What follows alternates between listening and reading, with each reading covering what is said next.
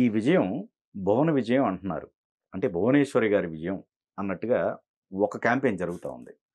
అంటే ఒక ఒక రకంగా ఆయన ఏడ్చిన దగ్గర నుంచి కావచ్చు, ఇవన్నీ తర్వాత జైలుకెళ్ళిన దగ్గర కావచ్చు. ఇవన్నీ కూడా జీర్ణించుకోలేకపోయారు ఒక వర్గానికి సంబంధించిన వ్యక్తులు. అంటే ఇటు పార్టీ పరంగా, ఇటు సైడ్ పార్టీ పరంగా వాళ్ళు కూడా జీర్ణించుకోలేకపోయారు ఈ విషయాలన్నీ. ఇవి కూడా అనుకోవచ్చా అన్ని?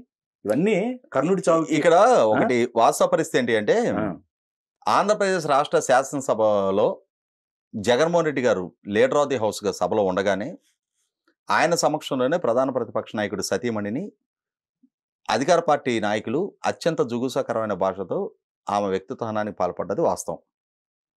ఆ పాల్పడుతున్న సందర్భంగా సభానాయకుడిగా ఆయన మర్యాదని గౌరవాన్ని ఆయన కాపాడుతూ తన శ్రేణుల్ని కట్టడి చేస్తున్నట్టయితే మన సాంప్రదాయం ఇది కాదు.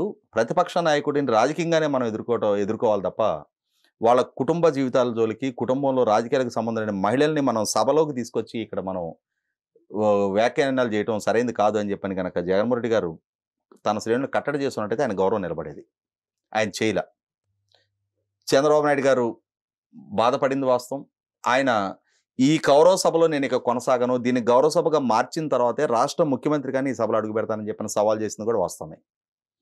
ఇక్కడ మనం గమనించుకోవాల్సింది ఏంటంటే మన దక్షిణాదిలోనే గతంలో ఇటువంటి ఇంకొక 3 సవాళ్ళు జరిగినాయి ఉమ్, చరిత్రలో.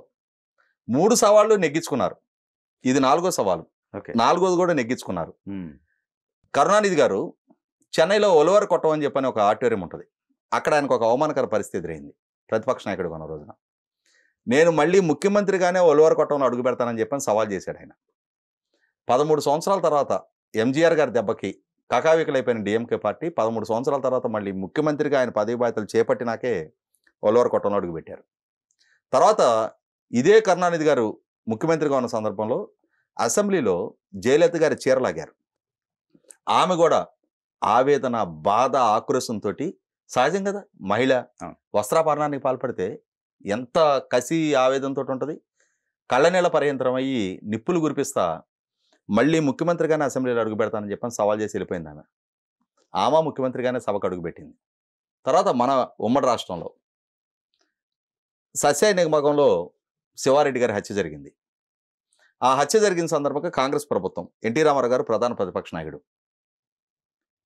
ఆ రోజు అదే కడప జిల్లాకు సంబంధించిన మైసూరారెడ్డి గారు హోంమంత్రిగా ఉన్నారు. మైసూరారెడ్డిని బర్తరఫ్ చేయండి, ఇతని ప్రోద్బలంతో హత్య జరిగింది అని చెప్పని ప్రతిపక్షం సభను స్తంభింపజేస్తుంది. కాంగ్రెస్ నాయకులు, ప్రభుత్వంలో ఉన్న పాలకులు దాన్ని పరిగణలోకి తీసుకోకుండా ఎన్టీఆర్ గారిని అవమానకరంగా వ్యాఖ్యలు చేశారు.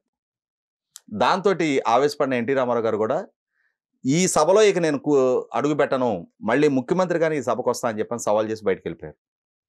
1994 ఎన్నికల్లో కాంగ్రెస్ పార్టీని ప్రతిపక్ష హోదా కూడా లేకుండా పరిమితం చేసినాకే మళ్ళీ ముఖ్యమంత్రిగా సభలో అడుగుపెట్టారు ఆయన. మనకి దక్షిణాదిలో ఈ విధమైన సవాళ్లు చేసిన 3 గతంలో నెగ్గారు, ఆ సవాళ్ళు నిలబెట్టుకున్నారు. 4గో వ్యక్తి చంద్రబాబు నాయుడు గారు ముఖ్యమంత్రిగానే సభకు వస్తానని చెప్పారు. ప్రజలు ఆయనకు అండదండలు అందించాలని చెప్పని ఆ రోజే నిర్ణయం తీసుకున్నారు.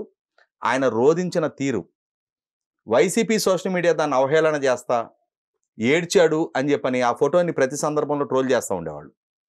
కానీ ఈ ఉన్మాదపు ప్రచారాల పర్యవసానమే మీకు ఈ దుస్థితి తీసుకొచ్చింది. మీరు అది రిలీజ్ అవ్వకుండా మా చేతిలో అధికారం ఉంది, వ్యవస్థలు ఉన్నాయి, పోలీస్ సిబ్బంది ఉన్నారు, మేము ఏమైనా చేయగలుగుతాం, మా చేతిలో జగన్మోహన్ రెడ్డి ఉన్నాడు అని చెప్పని విచ్చలవిడితనాన్ని, విశృంఖలతని ప్రదర్శించారు. అంతిమంగా ఏం జరిగింది? ప్రజలు కొన్ని భావోద్వేగ ఇష్యూస్ పట్ల చాలా తీవ్రంగా స్పందిస్తారు. కానీ ప్రతి సందర్భంలో రోడ్డెక్కి వాళ్ళ నిరసన తెలియజేయరు. సమయం సందర్భం కోసం వేచి చూస్తారు. ఆ సమయం సందర్భం సామాన్యుడికి ఎప్పుడు వస్తుంది? మీరు ప్రదర్శించే నిర్బంధకాండ, మీ చేతిలో ఉన్న వాలంటీర్ వ్యవస్థ, లక్షలాది సైన్యం మన చేతిలో ఉన్నారు అని చెప్పని ప్రభుత్వాన్ని ప్రశ్నించే వాళ్ళని తీసుకెళ్లి జైళ్ళలో పెడతా, కస్టడియల్ టార్చర్కి గురి చేస్తున్న సందర్భంలో ప్రతి పౌరుడు తన భావాన్ని ప్రతి సందర్భంలో బయటపడి వ్యక్తీకరించడం. అతనికి ఒక సమయం సందర్భం వస్తుంది. ఆ ఎన్నిక రోజు ఆ తెరచాటు మధ్యకి వెళ్ళి ఆ ఈవీఎం బటన్ నొక్కే రోజు అక్కడ వాడు రారాజు.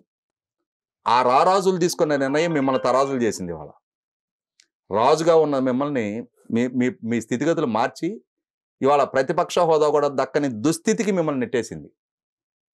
రియలైజ్ అయితే పరిస్థితుల పరిణామాలను సమీక్షించుకొని జరిగిన తప్పొప్పుల్ని సమీక్షించుకొని చక్కదిద్దుకునే ప్రయత్నం చేసి మళ్ళీ ప్రజలకు చేరువ కావడం ఒక మార్గం.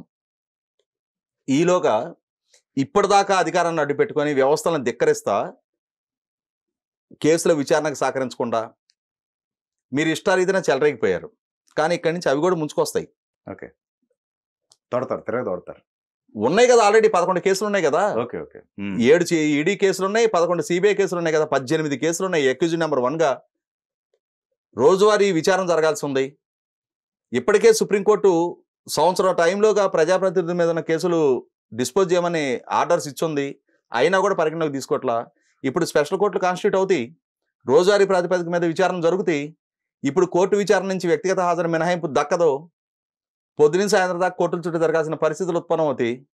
వీటికి తోడు ఈయన మార్గం చూపించున్నాడు కదా. చంద్రబాబు నాయుడు గారి మీద గత ముఖ్యమంత్రిగా ఉన్న హయాంలో తీసుకున్న నిర్ణయాల ప్రాతిపదిక మీద 6 కేసులు నమోదు చేశాడు కదా. ఇప్పుడు ఈయన మీద 50 నుంచి 100 కేసులు పెట్టడానికి ఆస్కారం ఉంది. అన్ని తప్పులు ఉన్నాయి, అన్ని కుంభకోణాలు ఉన్నాయి, అన్ని అరాచకాలు ఉన్నాయి, అన్ని అక్రమాలు ఉన్నాయి.